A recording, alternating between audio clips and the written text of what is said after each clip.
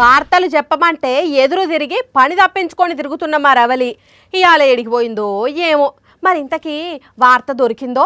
ఓ రవలి, ఓ రవలి, అక్కడేం చేస్తున్నావు నువ్వు ఆఫీస్కు రాకుండా?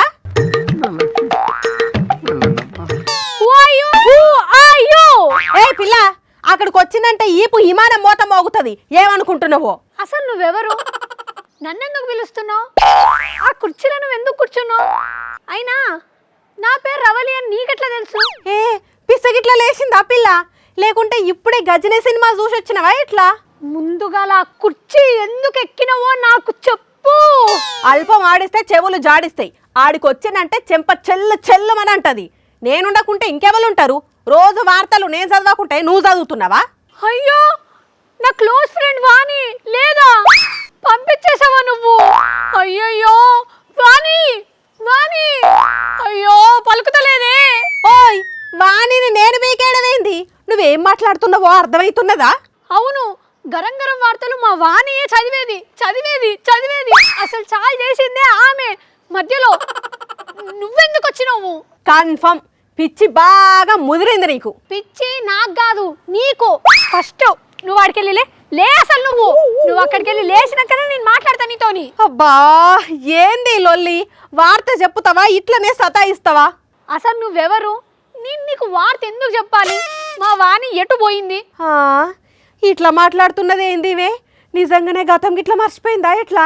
రవలి, నిజంగా నీకు నేను తెలియదా? అయ్యో తెలియదని చెప్తుంటే మళ్ళీ అట్లనే వర్లిస్తావేంది? నో డౌట్, ఈమెకు చిన్న మెదడు జితికిపోయి పెద్ద మెదడు పెను ప్రమాదంలో పడ్డట్టున్నది. గతం మర్చిపోయింది. ఇక ఈమె మనకు పనికి రాదు, వేరే వాళ్ళని చూసుకోవాలి.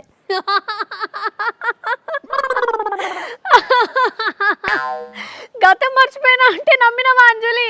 అంతా ఉత్తిదే. అబ్బా నీ ఏషాలు, ఏదో కథలు పడతావు అనుకున్నా. అయినా ఏంది ఇట్లా చేసినావు? భయపడ్డావు కదా? నిజంగానే భయపడ్డావు కదా? అమెరికాలో డేనికోలా అని ఒక ఆమె తలకాయ నొస్తుందని చెప్పి హాస్పిటల్లో జాయిన్ అయిందంట.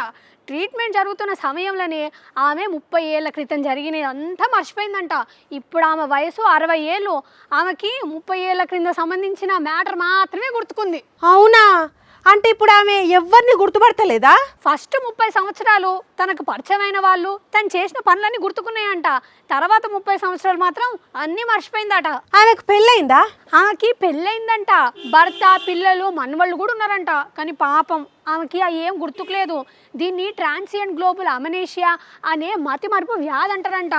ఇది వర్క్ స్ట్రెస్, బాగా పని ఒత్తిడి వల్ల కొంతమందికి వస్తుందంట. పాపం ఇప్పుడు ఆమె పరిస్థితి ఏంది మరి? ఏమో పాపం, కానీ అట్లా సగం సగం మర్చిపోతే ఎట్లుంటుందా అని చెప్పి నీ మీద ప్రయోగం చేసిన. మా చాలు కానీ ఇట్లాంటి కథలు పడ్డవనుకో నిజంగానే గతం మర్చిపోయేటట్టు కొడతా. నడు చక్కగా. అయినా దీనికి అంత కోపం ఎందుకు?